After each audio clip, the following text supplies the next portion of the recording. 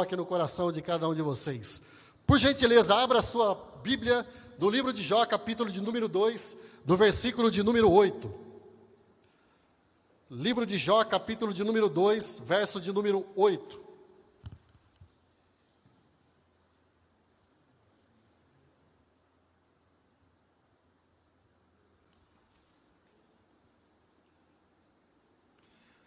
Jó, capítulo 2, verso de número 8.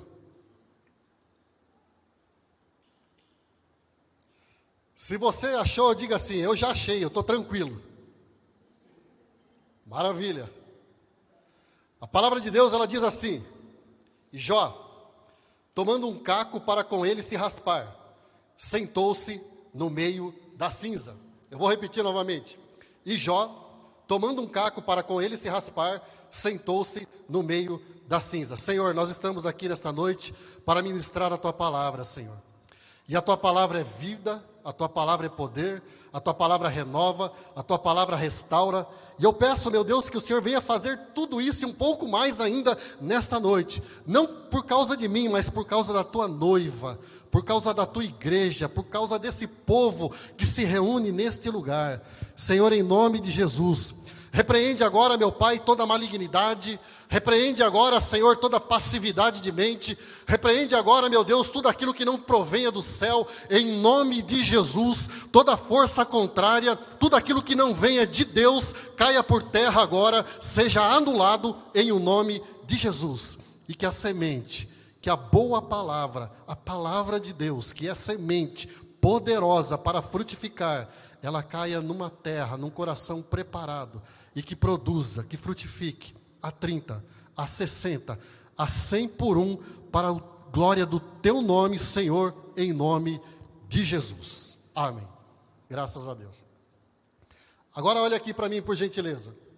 Você provavelmente já ouviu, ou até mesmo você mesmo já disse a frase: só sobraram os cacos, só sobraram as cinzas. Quantos aqui já disseram isso? Só estou o pó, é mais comum hoje em dia, né? Só sobrou o pó, só estou o caco, só estou as cinzas. Pois é. Dos momentos mais agressivos da vida, dos momentos mais difíceis, dos momentos mais críticos da vida, a única coisa que nos sobra como último recurso de esperança são simplesmente cacos e cinzas. E nesses momentos de tribulações, nesse momento de sofrimento, nesses momentos de crise, nesses momentos de calamidade, como passou o nosso irmão Jó, não adianta entrar no jogo da negação, porque nós, às vezes, fazemos aquela oração: não, isso não está acontecendo comigo, não é possível, eu vou repreender, eu vou amarrar, mas não adianta, irmãos. Existem determinados momentos nas nossas vidas que não adianta entrar no jogo da negação ou então da confissão positiva. Não, eu vou sair dessa, isso não está acontecendo comigo, é coisa do maligno. Não adianta. A única coisa que adianta em momentos como esse, a única solução que nós temos como último recurso de esperança em momentos críticos de crise e de calamidades nas nossas vidas, é acolher o luto, refletir sobre o luto e dizer ao Senhor, não o porquê, mas para quê, Senhor? O que o Senhor quer me dizer a esse respeito, com todo esse sofrimento, com toda essa calamidade, com toda essa dificuldade que eu venho enfrentando? A história de Jó nós já conhecemos. Diz o capítulo de número 1 que um certo dia, enquanto os filhos de Deus, ou seja, os anjos, eles entravam na presença do Senhor, apareceu entre eles também um indivíduo enxerido, intrometido, que nós conhecemos pelo nome de Satanás, a antiga serpente, o dragão. Como diz um pastor amigo meu, o chifrudo de capa vermelha. E então o Senhor perguntou assim para Satanás: de onde vem, Satanás? E o Satanás então respondeu ao Senhor dizendo assim: eu venho de rodear e passear pela terra. E o Senhor então disse para Satanás: viste o meu servo Jó lá na terra de Uz? Viste? Você observou o meu servo Jó, homem reto, íntegro, temente a Deus e que se desvia do mal? E Satanás então, como é enxerido, intrometido, mal educado, ele retrucou ao Senhor e diz assim: mas também é fácil. Servir ao Senhor, com todas as benesses, com todas as facilidades que o Senhor tem abençoado a Jó, fica muito fácil. Jó tem a família mais linda de todo o Oriente. Jó é um empresário no ramo da agropecuária muito bem sucedido. O Jó, ele tem uma boa saúde, o Jó tem vigor físico. O Jó é um cara malhadão, fortão, cheio de saúde. Assim fica fácil. E o Senhor então disse para Satanás: é assim então, seu intrometido, cara de pau. As palavras aqui ficam por minha conta, tá? Só para ilustrar a situação. O Senhor então disse assim a Satanás: ele está em tuas mãos, toque em tudo quanto ele tem, somente não tire a vida dele. E aí começa a tragédia na vida de Jó. A palavra de Deus nos diz que vieram os sabeus, depois vieram os caldeus, fizeram um arrastão nas propriedades de Jó, e levaram então os camelos, levaram as juntas de boi, levaram as ovelhas que Jó tinha. Depois diz o texto no capítulo de número 1, que fogo desce do céu, o próprio Satanás criando uma circunstância. Embora a palavra de Deus diz que Deus desceu fogo de Deus, mas nós sabemos que não foi de Deus, foi de Satanás, que criou uma circunstância, uma situação, e queimou todas as ovelhas, as 7.000 ovelhas que Jó tinha. Mas não parou por aí, porque Satanás ele tem sanha de destruição. O desejo de destruição de Satanás é incontido, ele é um incontinente. Diz a palavra do Senhor então que os filhos de Jó, um certo dia, enquanto faziam churrasco na casa do irmão mais velho, comemorando a vitória do tricolor paulista, amém? É? Faz tempo. Vou pedir para o pastor Jeter excomungar vocês. E diz a palavra de Deus que enquanto os irmãos, os filhos de Jó estavam na casa do irmão mais velho, comemorando alguma coisa, fazendo um banquete, veio um forte vento do deserto, se abateu sobre a casa, destruiu a casa caiu sobre os filhos de Jó, todos morreram, e só sobrou um mensageiro para trazer a notícia para Jó. Jó perdeu todos os empregados, todos os pastores que tinham, todos os cuidadores de animais. Jó perdeu todos os escravos, todos os servos que tinham a seu dispor. Jó estava numa tremenda tragédia. Mas como diz o ditado, tragédia pouca, desgraça pouca é bobagem, Satanás ainda tinha a última cartada, capítulo 2, que nós lemos, começo do capítulo 2. A palavra de Deus diz que o enxerido, o intrometido, num certo dia em que os filhos de Deus se apresentavam perante o Senhor, ele aparece de novo. Ele aparece de novo na presença do Senhor, junto com os anjos. E o Senhor, então, novamente, pela terceira vez, é dado testemunho a respeito da integridade e da sinceridade da fé de Jó. E diz o texto que o Senhor diz assim: Viste o meu servo Jó? Homem reto, íntegro, temente a Deus e que se desvia do mal? E o Satanás, então, retruca novamente e diz assim: pele por pele, osso por osso. Me permite tocar na saúde dele agora, e o Senhor vai ver que ele blasfemará na tua cara, no teu rosto, na tua face. E a palavra de Deus então diz que Satanás sai da presença do Senhor, ele vai até a terra de Uz, ele toca na vida de Jó, da planta dos pés ao alto da cabeça, e Jó agora apodrece em vida. Jó agora está se deteriorando, se desmanchando em vida. E agora eu quero chamar a sua atenção para o seguinte: dependendo da leitura que nós fazemos da crise, da tribulação, do sofrimento, das calamidades, elas podem de fato ser maldição na nossa vida, ou ela pode ser um instrumento de edificação, de crescimento, de uma virada, de mudança de história de vida. Vou repetir para você. Dependendo da leitura que nós fazemos, dependendo da maneira como nós encaramos as tragédias, os sofrimentos, as tribulações da nossa vida, elas podem de fato servirem como maldição na nossa vida, como destruição, ou elas podem ser um trampolim para que a gente tenha experiências tremendas com Deus, para que a gente experimente o poder de Deus, para que a gente experimente a graça de Deus, para que o Senhor possa fazer algo glorioso e poderoso na nossa vida. Nós temos essas duas opções. Quando eu olho para a história de Jó, o Jó, que era um grande empresário, um pecuarista bem-sucedido, agora Jó estava falido, quebrado. O Jó, que tinha uma linda família, lindos filhos e uma linda esposa, agora estava enlutado, entristecido, depressivo.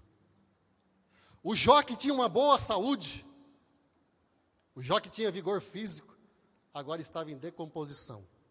E eu aprendo com Jó. Guarda bem isso, meu irmão. Eu quero que você leve isso para a tua casa nesta noite. Eu aprendo com a história de Jó que caco e cinzas, eles geram oportunidades nas nossas vidas. Porque o Jó, depois que Satanás toca na vida dele, depois que Satanás tem permissão para tocar na vida de Jó, e colocar uma chaga maligna do alto da cabeça à planta dos pés, Jó, ele fica se raspando com um caco, diz o texto que nós lemos, e ele se assenta sobre as cinzas. Mas eu quero te dizer uma coisa nessa noite: caco e cinzas geram oportunidades. E oportunidades para quê? Você talvez esteja se perguntando e questionando, talvez seja contraditório aquilo que eu estou dizendo para você nessa noite, mas eu quero expor a palavra de Deus e mostrar para você que sim, caco e cinzas podem gerar oportunidades. E oportunidades para quê? Primeiro, para Deus envergonhar Satanás e nos dar autoridade sobre as trevas. Eu vou repetir para você. Caco e cinzas geram oportunidades para Deus envergonhar Satanás e nos dar autoridade sobre as trevas. Eu não sei se você reparou, meu irmão, eu não sei se você já leu o capítulo de Jó, número 2, ou o livro de Jó inteiro, mas depois do versículo de número 7, Satanás não aparece mais na história. Satanás, ele sai de cena. Deixa eu dizer uma coisa para você muito importante. Satanás não se impressiona com impostação de voz na hora de pregar. Satanás não se impressiona com impostação de voz na hora de cantar, na hora de orar, na hora de fazer qualquer coisa. Satanás não se impressiona com estrutura física, mas quando ele se depara, quando ele encontra um homem ou uma mulher reto, íntegro, temente a Deus e que se desvia do mal, ele vai bater em retirada em nome de Jesus, porque o Senhor é com essa pessoa. Ele vai bater em retirada. Era a oportunidade que estava sendo gerada para que o Senhor envergonhasse Satanás, que queria que o Senhor fosse envergonhado através da blasfêmia, da negação de fé de Jó. Mas Satanás se deparou com alguém osso duro de roer, com alguém que tinha uma fé viva, com alguém que sabia em quem estava crendo. Em quem estava crendo. Depois da quinta tentativa, olha só, porque Satanás tocou em 3 áreas muito sensíveis de Jó. Tocou primeiro no bolso, na conta bancária, na carteira. Depois Satanás tocou na família, tocou nos filhos e tocou na própria mulher. Porque a mulher começou a blasfemar, a mulher começou a falar loucuras, a mulher de Jó começou a falar coisas sem sentido para Jó, dizendo que não valia a pena servir a Deus. E por último, Satanás tocou na própria vida, no próprio corpo, na própria saúde de Jó. Mas depois da quinta tentativa, Satanás sai de cena e não aparece mais. Sabe por quê? Porque nada, guarde isso, nada, absolutamente nada, nada pode parar um verdadeiro adorador, nada pode parar um homem e uma mulher de Deus que adora ao Senhor na crise, nada pode deter um homem e uma mulher de Deus que em meio ao sofrimento, Deus, eu estou aqui, glorifico o teu nome, não sei o que está acontecendo, mas louvado, bendito seja o nome do Senhor. Nada pode parar um verdadeiro adorador. Como diz o hino, nada pode parar um verdadeiro adorador. Nada pode parar um verdadeiro adorador, que adora ao Senhor com todo o seu coração, com todo o seu entendimento, com toda a sua alma, com tudo aquilo que ele é, com tudo aquilo que ele tem. Nada pode deter, nada pode parar um verdadeiro adorador. Paulo e Silas sabiam o que era adorar a Deus em meio ao sofrimento. Diz o capítulo de número 16 de Atos, que depois de Paulo e Silas serem presos, chicoteados, humilhados, maltratados, jogados em uma cela fétida, imunda, numa solitária, numa prisão insalubre, diz o texto que à meia-noite, Paulo e Silas, que eram verdadeiros adoradores, eles oravam e cantavam hinos a Deus, porque nada pode parar o verdadeiro adorador. Nada pode parar o verdadeiro adorador, meu amado. E você conhece o texto. Você sabe que o Senhor provocou um grande reboliço naquele lugar. Você sabe que o Senhor provocou um grande terremoto na cadeia, na prisão onde Paulo e Silas estavam. E as cadeias foram quebradas, os grilhões foram rompidos. Sabe o que isso significa? Que quando eu e você, no meio da crise, no meio do sofrimento, no meio da calamidade, no meio das provações, adoramos e glorificamos o Senhor rompe na nossa vida as cadeias e os grilhões que nos estão amarrando. E nós dizemos, louvado seja o nome do Senhor. Você quer viver em liberdade na presença do Senhor? Você quer ter uma postura, um estilo de vida livre da presença do Senhor? Ah, amados, vocês têm aqui um pastor PhD em louvor. Vocês têm aqui alguém mestre em louvor, um adorador do Senhor. Nós precisamos aprender a adorar ao Senhor em meio à crise, em meio ao sofrimento, em meio à calamidade, em meio às provações. E o Jó, ele tem essa postura. A postura de Jó me lembra muito a postura de Abacuque, no capítulo 3, dos versos 17 e 18. O Abacuque, ele não tinha respostas. O Abacuque, ele não entendia o porquê o Senhor estava permitindo que a Babilônia, os babilônios, se insurgissem contra a sua nação. Mas mesmo sem entender os porquês, mesmo sem entender as razões, mesmo sem ter as respostas das quais necessitavam, o Abacuque manteve uma postura de fé e de adoração a Deus. O que eu quero dizer para você nessa noite? Que nós precisamos aprender com Abacuque o significado profundo do ainda que e do todavia. Nós precisamos aprender com Abacuque o significado profundo dos ainda que e dos todavia. Porque o Abacuque, ele diz assim, ainda que a figueira não floresça, ainda que não haja fruto na vide, ainda que o produto da oliveira minta, ainda que as ovelhas das malhadas sejam arrebatadas, ainda que não hajam vacas no curral, eu todavia me alegrarei no Senhor e exultarei o Deus da minha salvação. Eu todavia me alegrarei no Senhor e exultarei o Deus da minha salvação. Sabe o que Abacuque estava dizendo? Que a fé dele não estava nas circunstâncias. Abacuque estava dizendo que a fé dele não estava apoiada naquilo que o Senhor podia lhe dar, mas naquilo que Ele era, e Ele é santo, Ele é Deus, Ele é o amado da nossa alma, Ele é o Rei dos reis, Ele é o Senhor dos senhores, Ele manda e nós obedecemos. Só cabe a nós adorar ao Senhor em meio ao sofrimento, meu amado, porque você vai experimentar o poder de Deus, a graça de Deus na sua vida. Você já teve essa experiência? Ainda que a figueira não floresça, ainda que eu perca o meu emprego, ainda que eu perca alguém da minha família que eu amo muito, ainda que eu perca todas as minhas posses, ainda que eu esteja doente, ainda que eu esteja em fase terminal, eu todavia me alegrarei no Senhor e adorarei ao Deus da minha salvação, ainda que, e todavia. Nós precisamos aprender a conjugar essas palavras. Porque quando nós fazemos isso, sabe o que acontece? Satanás é envergonhado. E o Senhor nos dá autoridade sobre as trevas em nome de Jesus. Aleluia!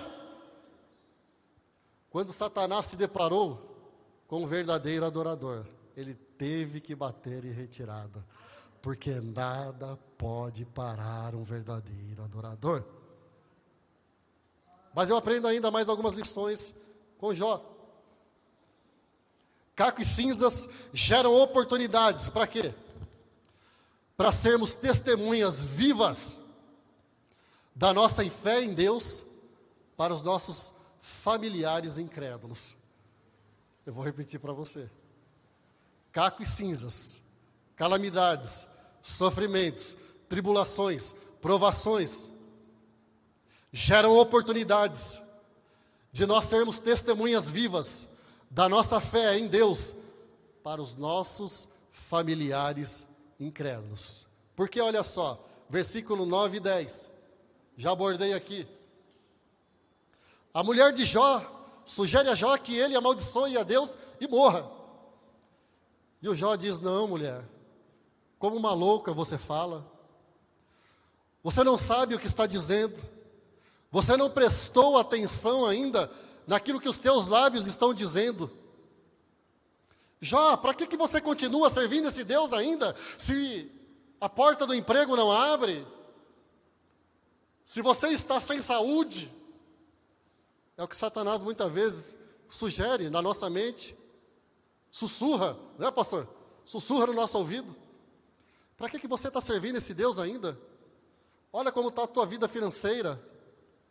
Presta atenção como está o teu corpo, enfermo, doente. Você está em fase terminal.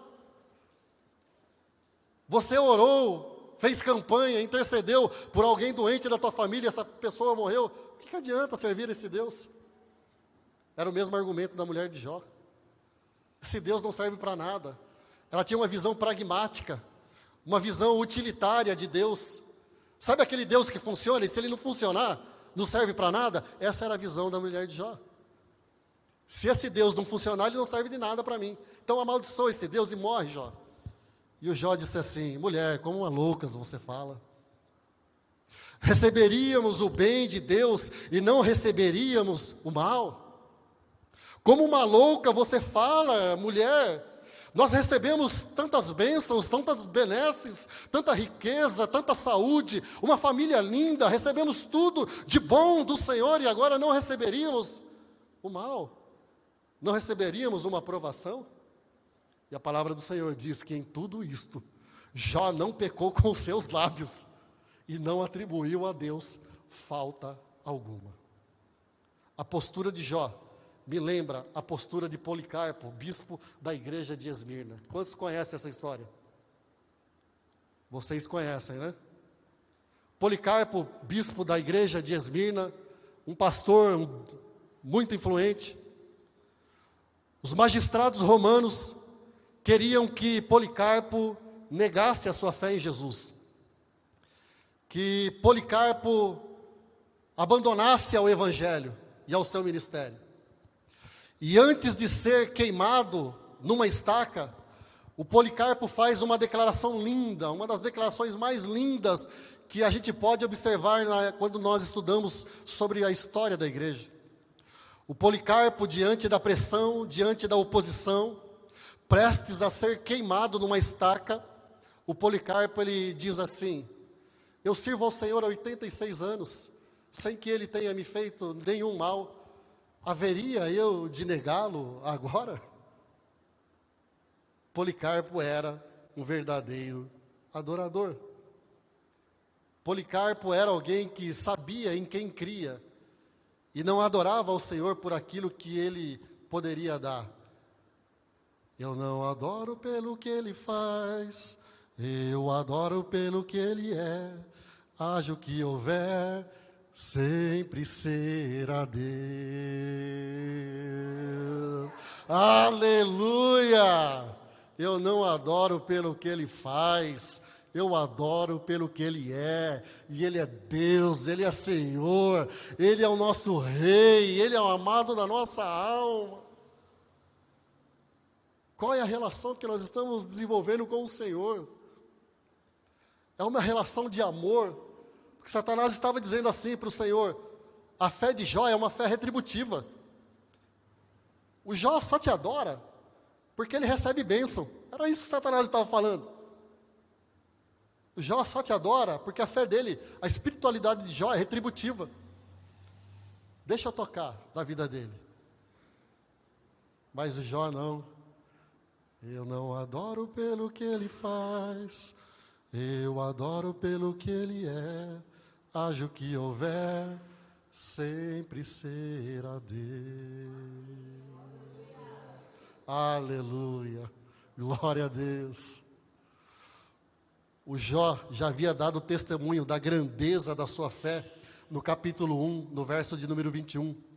O Jó, ele disse assim, depois de se levantar, rasgar as suas vestes, se prostrar com o rosto em terra e adorar, o Jó, ele disse assim: o Senhor deu, o Senhor tomou, bendito seja o nome do Senhor. O Senhor deu, o Senhor tomou, bendito seja o nome do Senhor. Não importa, irmão, a prova que você está passando, não importa o momento que você está vivendo, na calamidade, na crise, na provação, no sofrimento, na doença, na falta de prosperidade, faça como Jó: o Senhor deu, o Senhor tomou, bendito, adorado, louvado, glorificado seja o nome do Senhor para sempre, amém. Louvado seja o nome do Senhor. Ah, como nós precisamos de adoradores dessa qualidade, como nós estamos precisando de adoradores desse calibre, desse caráter, dessa envergadura, como nós estamos precisando, queridos. Mas eu aprendo mais uma lição com Jó. Caco e cinzas são oportunidades para nós conhecermos quem são nossos verdadeiros amigos na hora da angústia. Caco e cinzas geram oportunidades para nós conhecermos quem são os nossos verdadeiros amigos na hora da angústia. Versículos 11 a 13. Dizem os pensadores de redes sociais a seguinte frase. Eu adoro o Facebook, deixa eu dizer aqui para vocês. Eu sou um fã de Facebook. E eu gosto de ver as filosofadas que algumas pessoas dão. E algumas pessoas, alguns pensadores de Facebook dizem assim, ou de redes sociais dizem assim: dê um churrasco e você vai conseguir reunir um monte de amigos, inúmeros amigos. Mas fique falido, quebrado e doente, e você vai conhecer quem são os verdadeiros amigos. É interessante, amados irmãos, que nos versículos 11 ao 13, os amigos de Jó, num primeiro momento, eles se solidarizam com o sofrimento dele.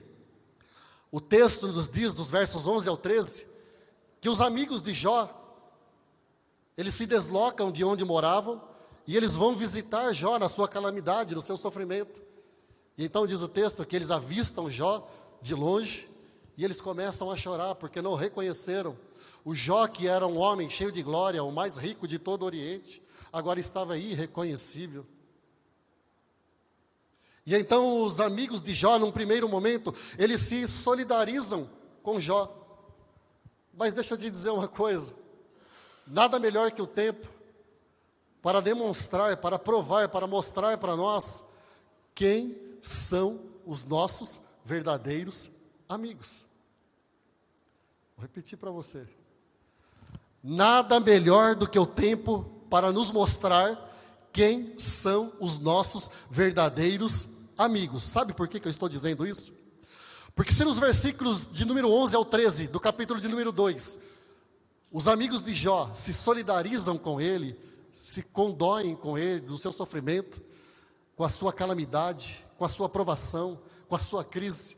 Ah, amado irmão, no capítulo de número 4, já começam as críticas, já começam os falatórios, já começam as fofocas contra Jó. E as pessoas são assim. Infelizmente, as pessoas são assim. Num primeiro momento, elas se solidarizam conosco, vão lá na rede social e digitam meus sentimentos, estou junto contigo, estou orando por você, estamos juntos. Mas é só virar a página, é só passar uma semana, um mês, 2 meses, aqueles mesmos amigos que se solidarizaram num primeiro momento, já nos abandonam, já apontam o dedo para nós, e já dizem, você deve estar em pecado, como disseram os amigos de Jó. Porque os amigos de Jó começaram a questionar a fé de Jó. Os amigos de Jó começaram a questionar a integridade, a sinceridade de Jó. Jó, você só pode estar em pecado. Você só pode estar em dívida diante de Deus. Porque Deus não faria algo tão ruim. Porque essa era a crença. Deus não permitiria ou faria algo tão ruim com alguém que é íntegro, temente a Deus, com alguém que se diz de Deus. E às vezes acontece isso com a gente sofre, a gente passa por provações, passamos por calamidades, e as pessoas então começam a apontar o dedo para nós, ou a falar por trás de nós, dizendo assim, só pode estar em pecado, só pode estar em dívida diante de Deus, e começam a questionar a nossa fé, a nossa moral e a nossa integridade. Caco e cinzas geram oportunidades para nós conhecermos quem são os nossos verdadeiros amigos na hora da angústia. Às vezes as pessoas nos abandonam, às vezes as pessoas que disseram em outro momento, estou contigo para o que der e vier, elas vão embora, elas falam de nós pelas costas, elas nos abandonam, mas eu quero te dizer uma coisa essa noite, meu irmão, não importa se os falsos vão embora, sabe por quê? Porque a palavra de Deus diz que nós temos um amigo, que ele é mais chegado do que um irmão, nós temos um amigo, que ele é mais chegado que um irmão, e ele é socorro bem presente na hora da angústia. Ele está aqui nesta noite para consolar o teu coração, para renovar a sua fé, para fortalecer a sua vida, para fortalecer a sua alma e dizer para você, você não está sozinho, você não está sozinha, eu estou com você todos os dias, até a consumação dos séculos, aleluia. Você não está sozinho, você não está sozinha, ainda que os falsos forem embora, ainda que aqueles que não eram verdadeiros não permaneceram, você não está sozinho, você não está sozinha. Não é hora de desistir, não é hora de abandonar a fé, não é hora de retroceder, não é hora de voltar atrás, não é hora de blasfemar ao nome do Senhor, não é hora de dizer, eu não sei, Senhor, eu vou desistir de tudo isso, desse negócio de igreja. Não é hora de você voltar atrás, é hora de você dizer, o Senhor deu, o Senhor tomou, bendito seja o nome do Senhor. Eu não o adoro pelo que Ele faz, eu o adoro pelo que Ele é, e Ele é Deus. Senhor, louvado seja o teu nome. Você não está sozinho, você não está sozinha. Não esqueça disso.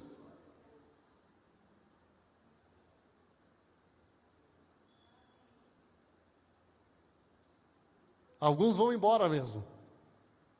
Alguns não vão permanecer. Mas os que permanecerem junto contigo, o Senhor vai usar como bálsamo para a tua alma. Aqueles que permanecerem contigo são aqueles que estão dentro do propósito, do plano, da providência de Deus para caminhar junto contigo. Então glorifique ao Senhor, porque você não está sozinho. Nós temos um amigo mais chegado que o irmão. Vocês têm aqui 2 amigos mais chegados que o irmão. Eu tenho aqui 2 amigos mais chegados que o irmão. Os 2 pastores, pastor Jeter, pastora Tati, amigos mais chegados que o irmão. E eles precisam de vocês, assim como vocês precisam deles também, em nome de Jesus. Aqueles que ficaram são aqueles que Deus quer junto de vocês. Sabe por quê? Porque no reino de Deus a equação é diferente. Menos com Deus é mais. Lembram de Gideão? 32 mil. Muita gente, Gideão. Para que você não se glorie. Muita gente. A maioria vai embora. 99% Gideão vai embora. Mas aqueles que ficarem junto com você, Gideão, é com esses que eu vou te dar a vitória. É esses que vão estar com você até o final. É com esses que o meu nome vai ser glorificado, Gideão. E foi com esses 300 que Gideão ganhou a batalha. Tem 1, 2, glória a Deus, é o suficiente. Ainda que não tivesse ninguém. Como diz a frase de efeito, gospel, você e Deus são maioria. Aleluia! Você e Deus são maioria. Caco e cinzas geram oportunidades para nós conhecermos quem é Deus e quem nós somos na crise de maneira mais profunda. Caco e cinzas geram oportunidades para nós conhecermos quem é Deus e quem nós somos na crise de maneira mais profunda. E agora eu recorro ao capítulo 42 do livro de Jó, nos versículos de número 5 e 6. Acompanhe comigo o texto. Olha só o que diz o versículo.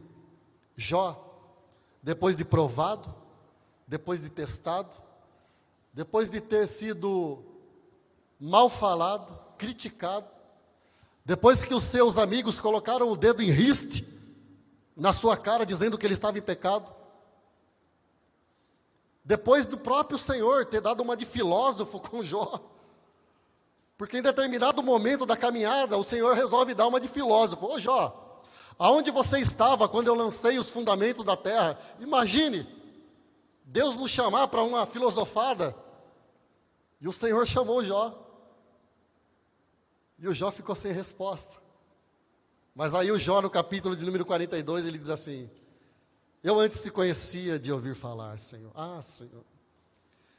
Eu antes te conhecia de ouvir falar. Eu te conhecia da experiência dos outros. Eu te conhecia da experiência de terceiros. Eu te conhecia das pregações do YouTube. Eu te conhecia das postagens do Facebook. Eu te conhecia das canções que eu cantava na igreja.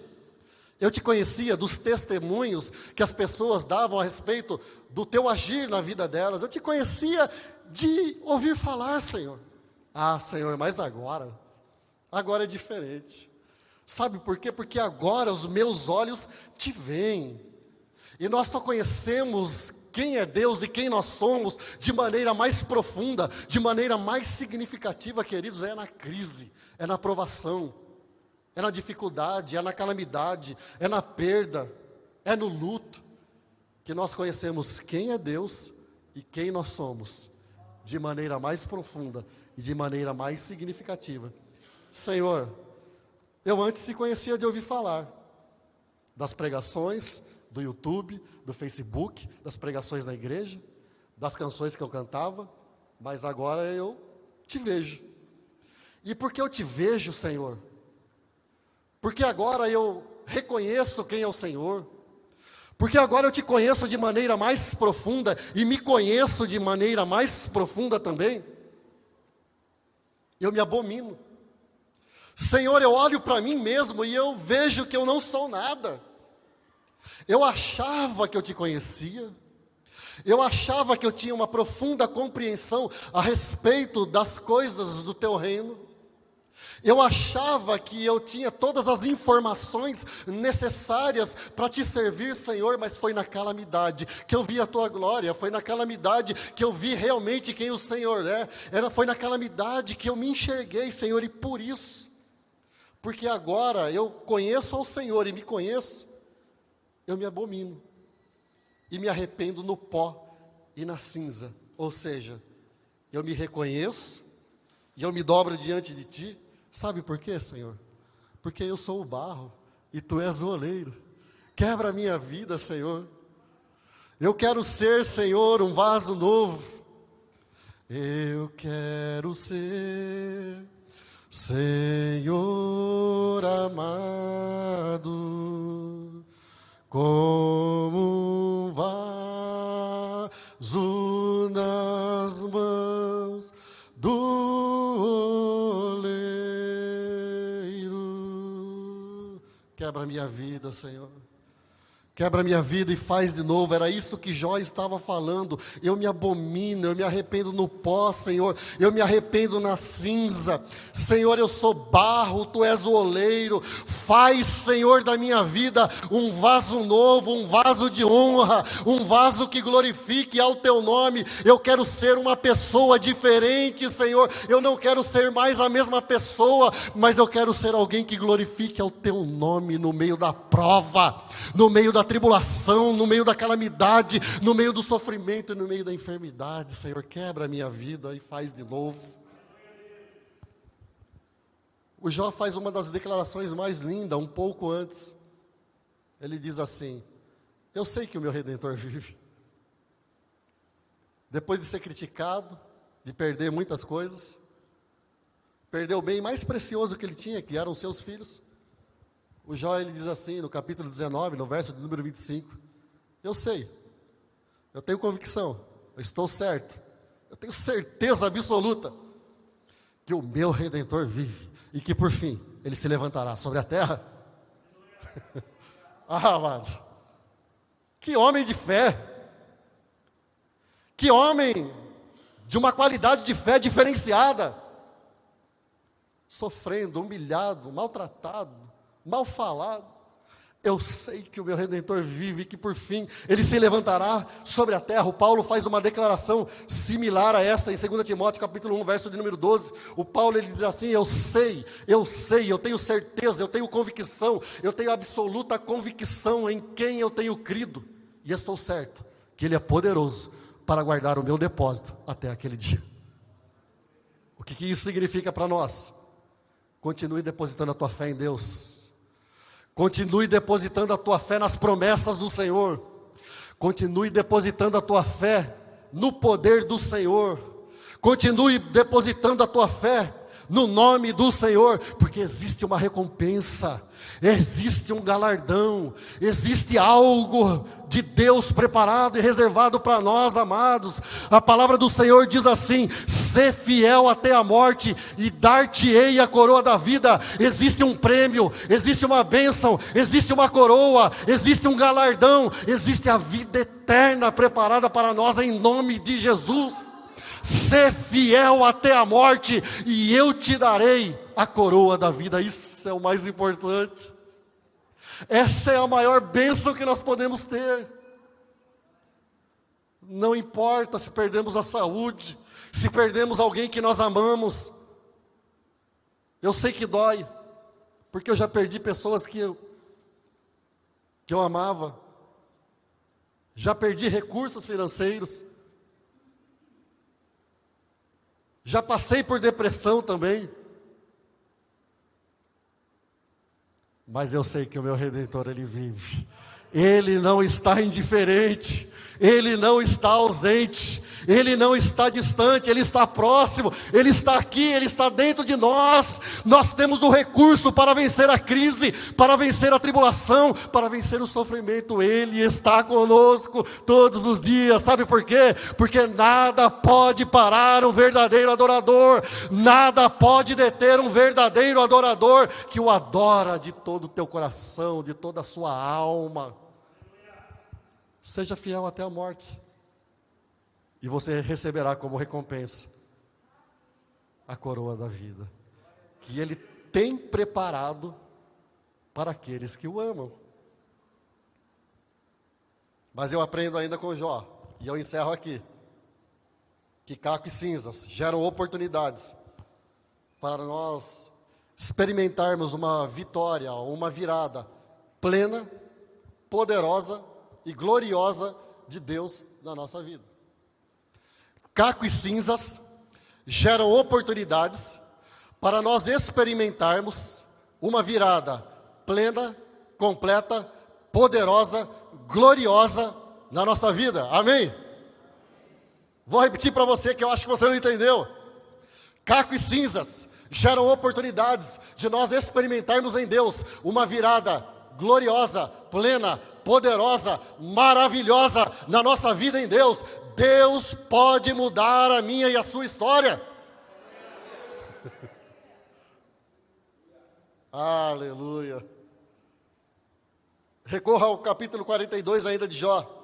O Jó, ele diz assim: tu me perguntaste como me atrevi a pôr em dúvida a tua sabedoria, visto que sou tão ignorante. É que falei de coisas que eu não compreendia, coisas que eram maravilhosas demais para mim e que eu não podia entender. Eu te conhecia de ouvir falar, te conhecia de experiência terceirizada, te conhecia não pessoalmente, te conhecia do que os outros falavam. Mas, Senhor, eu sou ignorante, o Jó está falando isso aqui. Falei de coisas que eu não compreendia, que eram profundas demais para mim. A minha mente não captava, não atingia, a minha mente não conseguia tatear essas coisas que eram profundas demais para minha mente limitada a alcançar, entender, discernir. Agora eu sei, Senhor, que os teus caminhos são mais altos que os meus caminhos. Agora eu sei, Senhor, que os teus pensamentos são mais altos que os meus pensamentos. Agora eu sei, Senhor, que os teus caminhos e os teus pensamentos são bem mais altos, estão num nível diferenciado, acima dos meus pensamentos e dos meus caminhos, porque eu achava que eu te conhecia. Sabe o que o Jó estava fazendo aqui? O Jó, ele estava se humilhando na presença de Deus. O Jó estava reconhecendo a sua insignificância. O Jó estava reconhecendo a sua limitação. O Jó estava reconhecendo que ele achava, que pensava que sabia. Aí ele começou a pensar que não sabia nada. E quando nós achamos que sabemos alguma coisa, é hora de nós fazermos uma reflexão, uma viagem interior em nós mesmos. E dizer assim: Senhor, eu não conheço nada. Eu achava que eu sabia, mas agora eu me humilho diante da tua presença.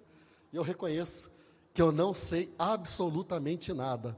Jó estava se humilhando na presença do Senhor. E diz o versículo de número 10, que enquanto Jó se humilhava na presença do Senhor, que enquanto Jó intercedia pelos muito amigos dele, o Senhor vira o cativeiro de Jó. O Senhor muda a história de Jó. E o que isso significa para mim e para você? Se humilhe na presença de Deus, amado irmão. Se rebaixe na presença do Senhor. Nós não sabemos nada, nós não compreendemos nada, nós não sabemos tatear as coisas, nós não enxergamos um palmo na nossa frente. O Senhor é soberano. Enquanto Jó se humilhava, reconhecendo a soberania, a sabedoria, a providência do Senhor, o Senhor virou o cativeiro de Jó, mudou a história de Jó, e é isso que Ele pode fazer com a nossa vida. Diz a palavra do Senhor em 1 Pedro capítulo 5, verso de número 6. Humilhai-vos, portanto, debaixo da potente mão de Deus, para que ao seu tempo vos exalte. O Senhor pode mudar a tua história. O Senhor pode mudar a nossa história. O Senhor pode mudar a minha história. Quando eu reconheço que sou limitado, a minha insignificância, e digo assim: Senhor, eu sou barro, o Senhor é o oleiro, faz de mim o que o Senhor bem quiser, eu quero ser um vaso de honra. Humilhai-vos, portanto, debaixo da potente mão de Deus, para que ao seu tempo vos exalte. O Senhor pode te exaltar, o Senhor pode te honrar, o Senhor pode te abençoar, o Senhor pode virar o teu cativeiro, o Senhor pode mudar a tua história. Humilhai-vos, pois, debaixo da potente mão de Deus, para que no tempo dele, Ele te exalte. Se humilhe, se humilhe, se humilhe debaixo da mão de Deus, porque o Senhor pode mudar a tua história. O Senhor pode mudar a tua história. O Senhor pode mudar a tua história. E para encerrar, sabe o que eu aprendo com Jó? Que é possível servir a Deus de graça, sem receber nada. É possível servir a Deus de graça, porque é isso que Jó me ensina com a postura dele. É possível servir a Deus por nada, de graça, só por aquilo que Ele é. Segundo, é possível servir a Deus sem ter todas as respostas. É possível servir a Deus sem ter todas as respostas. Porque Jó não tinha todas as respostas. Às vezes você está querendo aí ter alguma resposta de Deus, mas Deus, não estou entendendo, o Senhor não me responde. Parece que o céu está de bronze, não importa. Eu não o adoro pelo que Ele faz, eu o adoro pelo que Ele é. Ele é Deus. O Jó me ensina isso. A igreja de pé, por gentileza, nós iremos orar. Eu não sei qual é a crise, a calamidade, o sofrimento, a provação que você está enfrentando. Eu só sei o seguinte: é possível servir a Deus de graça, só por aquilo que Ele é. É possível servir a Deus sem ter respostas. Porque quando nós achamos que não tem respostas, o Senhor está movendo céu e terra para nos exaltar, para nos honrar, para nos abençoar, para mudar o nosso cativeiro, para mudar a nossa história e mostrar que Ele continua sendo Deus. Amém?